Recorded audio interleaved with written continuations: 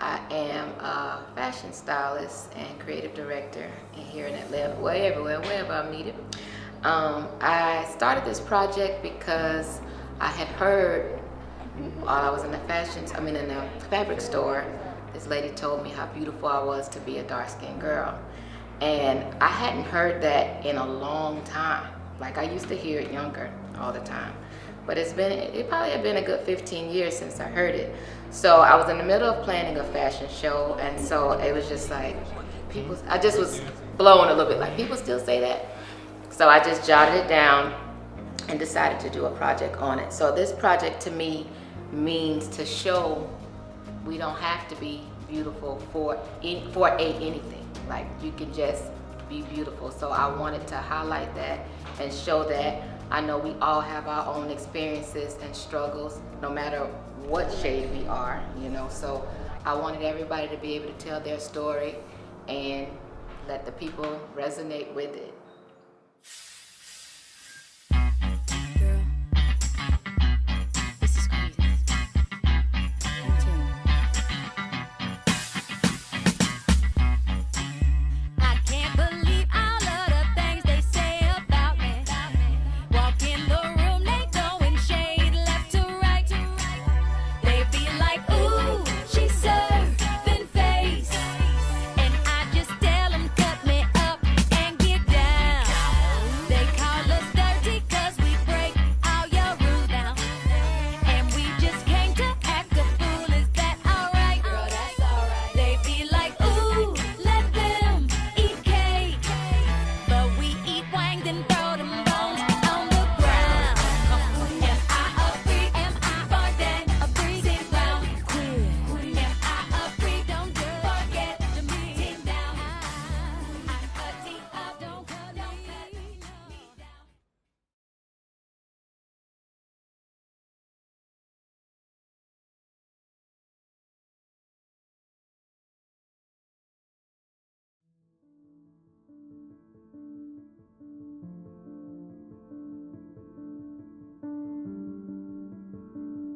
When it comes to yellow bone versus red bone, the first thing that comes to mind is probably like their undertone. So maybe they'll have more of a red pigment or yellow pigment. As to be aspiring to be on either spectrum, no. I think my family's done a great job of allowing me to embrace my skin, to be comfortable in who I am. And it's not something that it's something I try not to think about, because then you'll just get so depressed wanting to be something or someone other than yourself.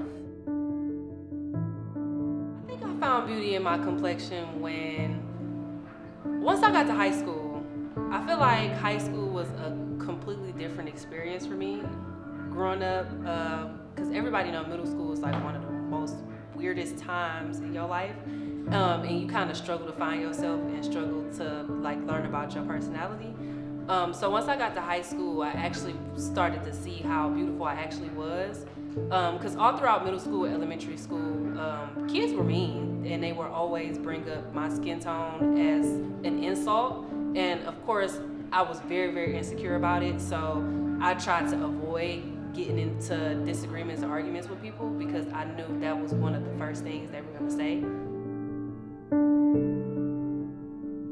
They would really cheat on you, especially to me, younger, like, especially they don't understand colorism. Like, it makes you feel like you're not pretty enough, you know, feel like they get more attention, more affection if you're lighter. Like, it's just,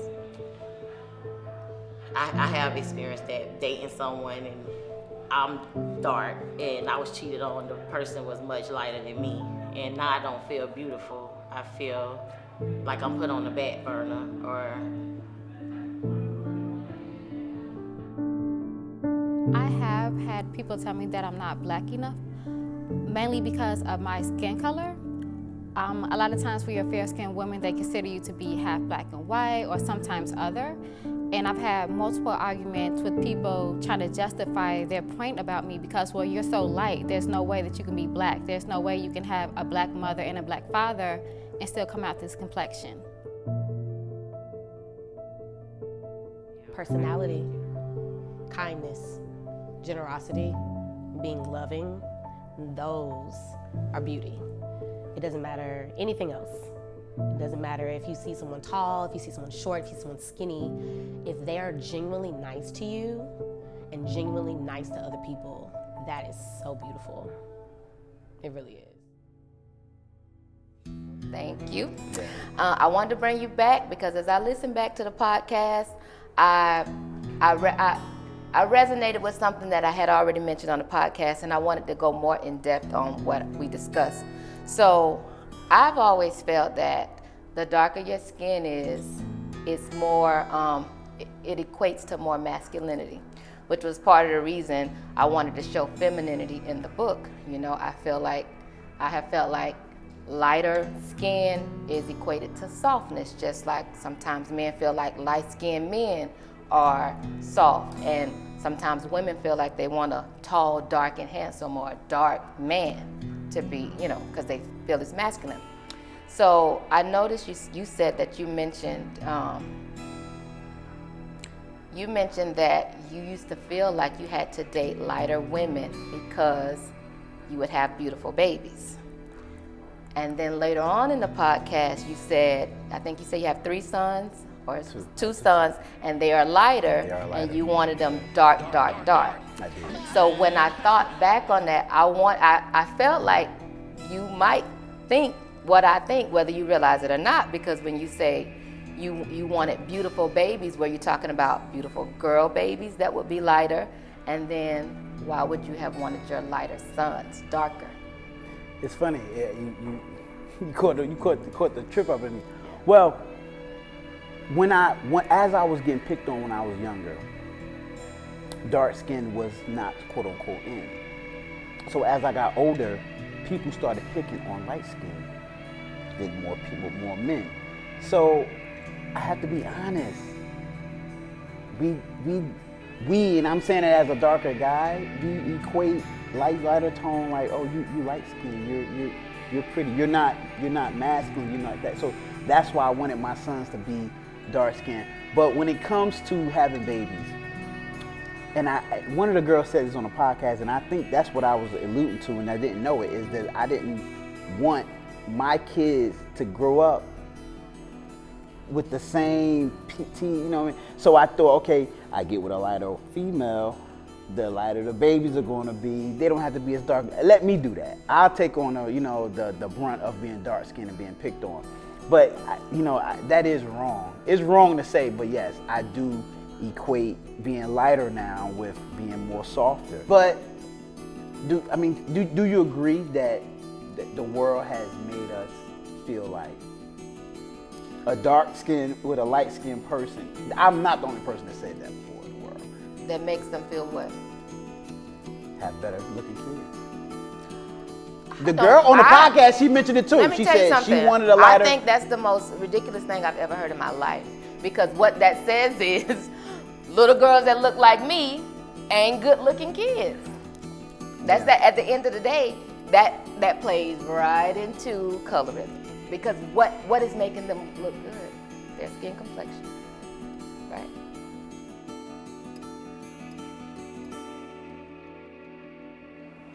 I think they do, only because they are the originators of it. Like, they created it with, separating light skins and dark skins. I think that is the origin of where colorism stems from. And we, as Black people, have kept it up. But they definitely started colorism, in my opinion. Even with if a biracial person, or they call them Black, and they are Black, but it's more so like they would rather see someone with a proximity to whiteness if they looked a certain way with a looser curl or a lighter skin than someone who's darker, like on TV or in media. So I do personally think that they know and see colorism, and they just kind of ignore it because that's their world. That's what they want to see. Because they created it. They're the reason why we even have it. We wouldn't necessarily look at each other as enemies in regards to shades of color, or even try to depict what shade we are if it wasn't for white people. They made it seem like starting off with the house nigga field nigga thing, sorry, but that is a strong thing for me. Because I have lighter skinned friends now that I would have never had maybe a couple years ago because I did not, I'm sorry, love you, do the fair skin because of that. It's too close to a line of them being white, and white people have supremacy, and supremacy equals power, and power equals division, and they divide us. So, What made you feel like that? Experiences. And it's honestly, anybody who ignores it, to me, it shows a lack of ignorance, because it is there. We've all known that it started with a house in a field, light-skinned women, mulattoes, they were used to, be sexual objects, which I understand is why I can have some sympathy for lighter-skinned women, because y'all were used as sexual objects as white women were seen as pure, but darker-skinned women were seen as just ugly. No depiction in between, and I have an issue with that. Yes, I have found beauty in my complexion. As I think back, my former pastor's wife, Sister Brown, she would always call me a black doll, right? So I was a fan of Barbie dolls. At that moment, thinking about it now, it makes me feel beautiful, because who doesn't want to look like a doll? And knowing that they came in darker complexions, and for once it felt like I was desired, I was being known as being beautiful, it really made me just embrace and just find the love for myself. Y'all, do you know how much melanin costs? And imagine walking around, your skin is worth $1 billion, especially the darker that it is. That's a prize. That's a gift. That's a blessing. What I thought was beautiful growing up, aside from my beautiful black mother, I loved Naomi Campbell. I also love Tyra Banks, Ayman Iman. I personally always loved brown skin, being my brown skin, seeing somebody that looked just like me. I always felt I was beautiful in my own skin. I had times I didn't, but yeah, definitely Naomi Campbell. I love Ducky. I love models, so love models, brown skin, beautiful black women. Yeah, that was beauty to me. Yes, I have noticed that I have been allotted a certain amount of privilege for my complexion, and I think that it's just based off of how ambiguous I look. That is the privilege that I get, because people don't know. And on top of that, the privilege is sometimes something I'll figure out later. Like, I'll think that I got something based off of just being myself and like my happy-go-lucky personality, but it was really because they were trying to fill a quota. So for me, sometimes I think it's like I'm chosen because, I might be like the most, or I might be thought of as the most like meanable or like, amicable person in the group, and then they find out that I'm actually not. But I feel like, yes, it has happened where I've like found out later that I had a certain amount of privilege in the room because of my skin color.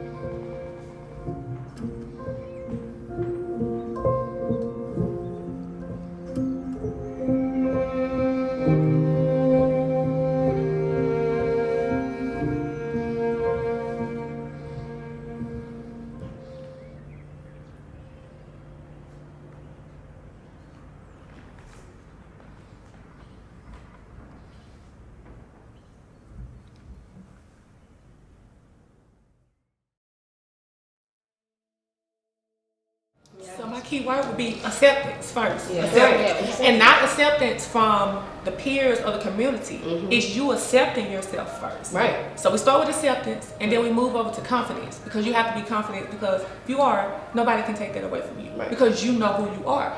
So no one else can convince you or say otherwise, because even if they do, you still know who you are, you accept yourself for who you are, and you're confident in who you are. I get why some people feel like it could be disrespectful.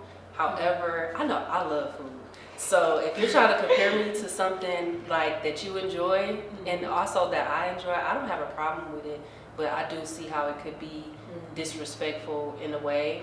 But you know, I don't have a problem with it, honestly. From this project, I learned that it is okay to be whatever shade of beauty that you are.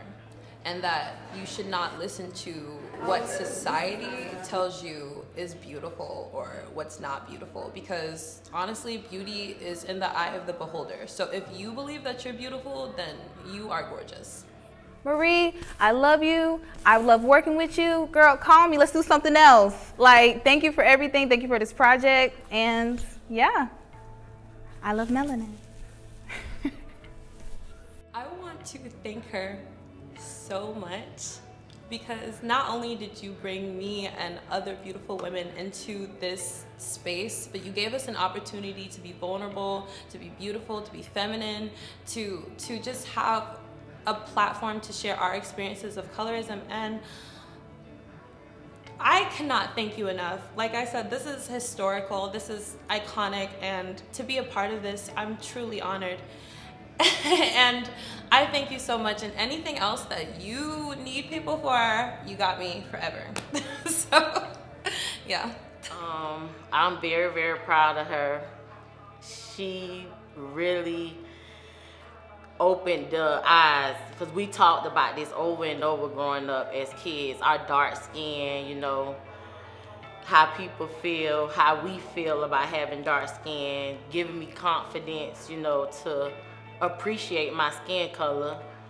I think she really opened up with this one to let the younger girls that's growing up that have darker skin and all of shades of dark, you know, a light, that how each one of us feel like growing up, because everybody have their own story, you know, light, dark. But she should be very proud of herself. I'm very proud of her for doing this. This was a great experience. To Marie, I really want to say thank you so much for inviting me to be a part of this project. I'm really glad I met her, and she has opened my eyes up to so many different opportunities and helped me learn more about myself and to dig deeper into myself as well. She is an amazing person, and I'm so glad that she came up with this project, because not only is colorism not talked about as much as I would like it to be, but as far as my family members and stuff who have seen and purchased the book are actually learning more about my experience, because I don't really talk about it as much with them as I should, but they're reading it and learning more about the experiences of myself and other people. And I really think that that's very important that she put this whole project together. I also wanted to say thank you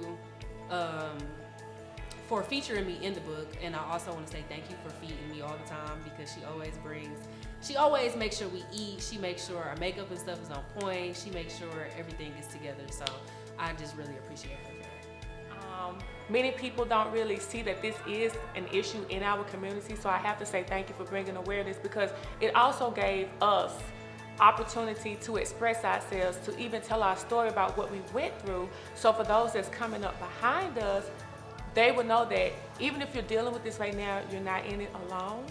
So us as a unity, as models, to come forward and to be able to tell that story and just display our beauty, we are helping others that's coming up behind us. So it's a wonderful experience, but overall, I just have to say thank you. So to Marie, thank you so much for allowing me to be a part of this, for even coming up with this concept.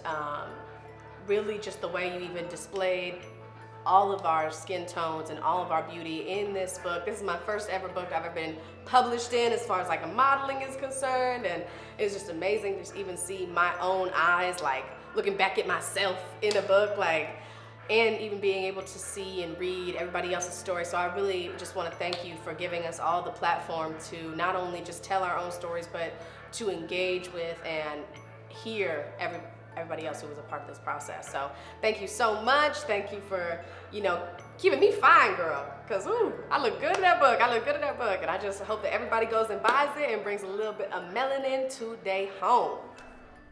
What I would like to reference to this project for everyone is just have faith. Have faith in one another, have faith in each other, have faith that we can be proud of being who we are as Black individuals, as African American, as whatever you want to, African, however they want to dictate us. Let's dictate ourselves as just being beautiful. Melanin. That's how I can just leave it.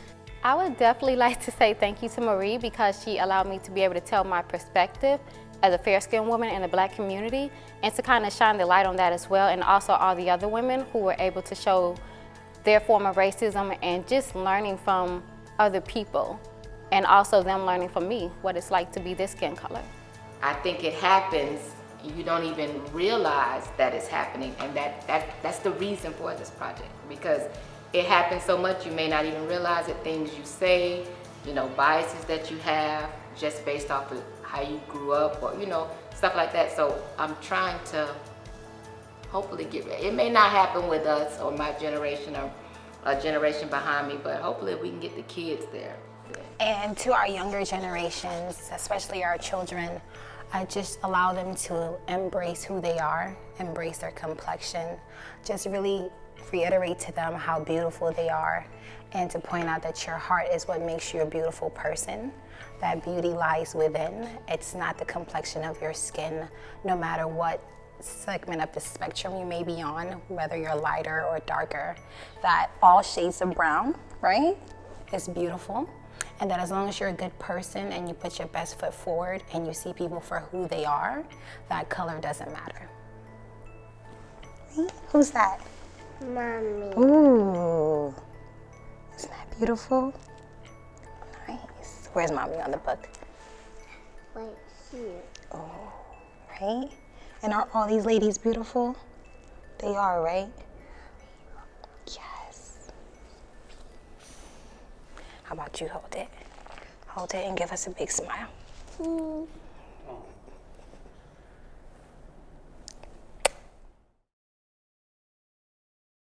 That's that chocolate, that melanin. Ow!